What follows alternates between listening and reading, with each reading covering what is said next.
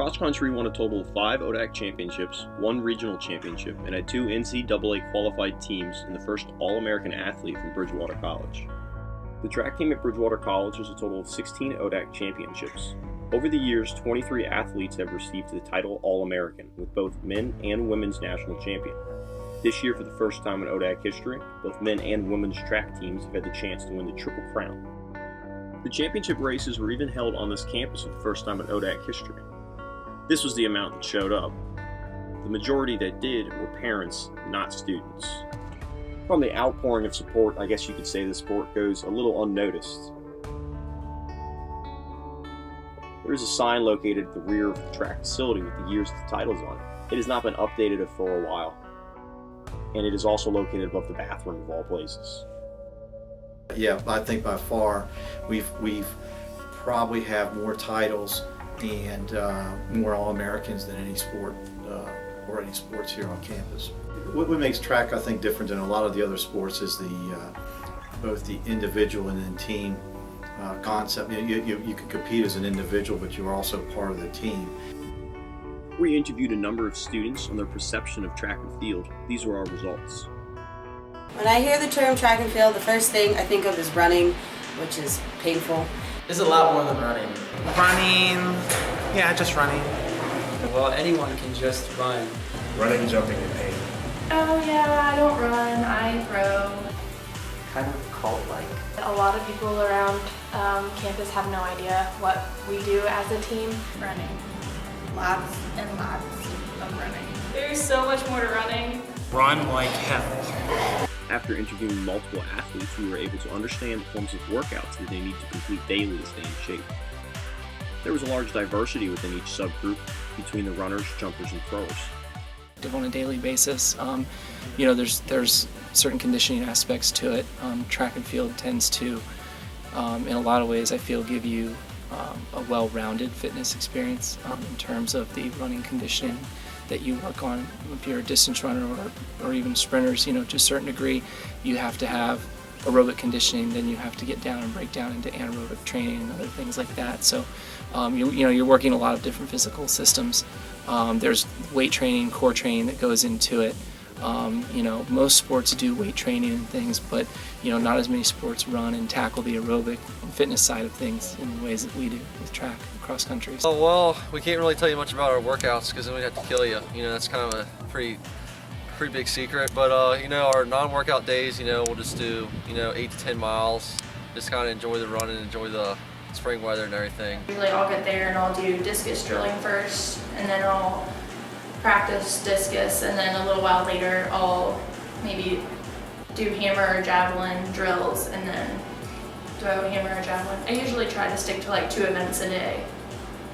It pretty much varies throughout the week, kind of depending on when we have races and stuff, but for the 10K it's obviously high mileage, so usually my workout days I have about 9 to 10 miles, and a lot of it's on and off the track. We'll do like a warm up and like a 20-minute tempo or something like that, and then we'll do like a couple thousands or 2Ks on the track, and then we'll do like a couple 300s, a couple 500s, something like that, and then a cool down. So it's a lot of mileage. You have to the trainers around 2:30 and either get stretched or get scraped, and then around 3:30 we start practice, go through the warm up, and then stretch and drills, and then depending on the day, do the workout. And then after the workout, we go back to the trainers and get stretched again, and probably take an ice bath, and then probably head to the pool and do aqua jog or do core or whatnot. Generally, it depends on the day. Like every day is different for me since I'm working with the pentathlon and heptathlon. So like Mondays and Wednesdays are usually my workout running days. Tuesday, Thursdays are my throwing/jumping days, and then Fridays will be try and hurdle or like meet prep or handoffs, so it just varies. Most of our random interviews concluded that this sport revolves around running or death. However, there are many health benefits to it. I think the health benefits of running track are just with that there are for all running. It's great cardiovascular exercise. So they're constantly training, they're being fit. The disadvantages, they're constantly training. So with track athletes, I feel the runners don't really have a true off season like a lot of other college athletes do. They generally doing stuff fall for cross country, winter with indoor, and then in spring they're doing outdoor track. So they're kind of doing continuous high volume activity, which can be a little bit of a disadvantage because they get injured more frequently due to that overtraining. Have to be mentally tough or learn to become mentally tough as a track and field athlete, and I think that transfers over to just about any challenge you might run into in life. Learning how to kind of bear down when things get hard, kind of learning how to suck it up from time to time, mentally and physically. But I think it gives you a mental edge, and it kind of prepares you for when things get hard in life, because the track gets hard regularly, and if you can't psychologically or mentally deal with that, then it becomes very difficult for you to probably deal with other things that are going on in your life as well.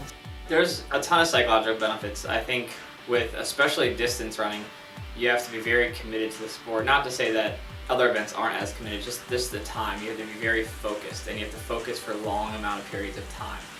I think if you're able to focus during a 2-hour run or a 20-mile long run or a longer type workout, then you're able to focus in all aspects of life. If you can focus running for 2 hours, then you can focus on your schoolwork for a few hours, you can focus on your career for a few hours, and just bettering yourself. So I think it helps a ton with your focus and things like that. And also being more individual based, it's going to help you grow as an individual. It's going to give you confidence, it's going to give you that routine, it's going to help you get into a schedule, which is, all in all going to impact your grades and obviously your future as well. And there's so many adults that continue to run or work out or compete at various levels, and without that, I don't think they'd be as successful in their career or life in general.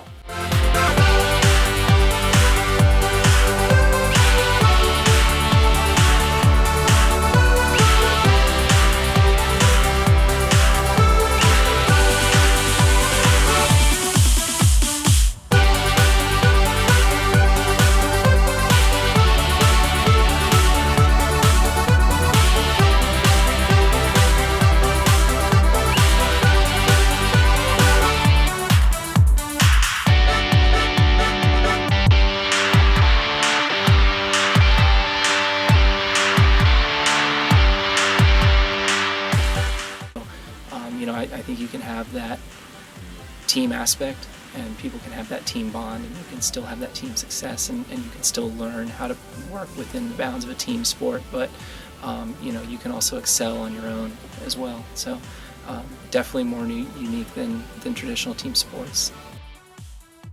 After talking with many track athletes, we were able to shed some light on how this sport has impacted them. It has become evident that track and field is much more than just running.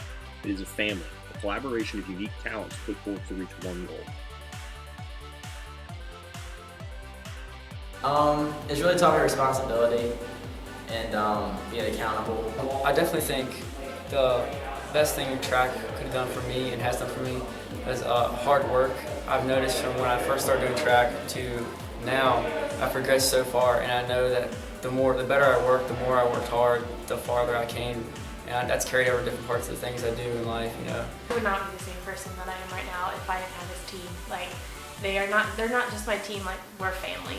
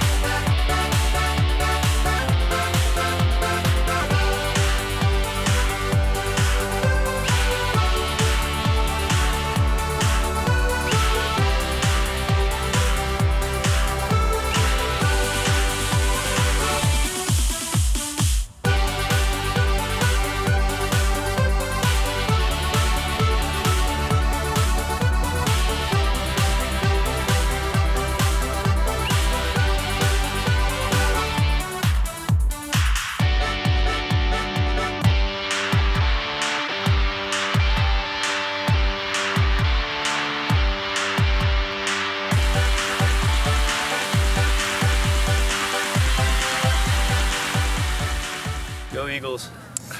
Was I being filmed? Yes, you are. All right. We'll have some good outtakes.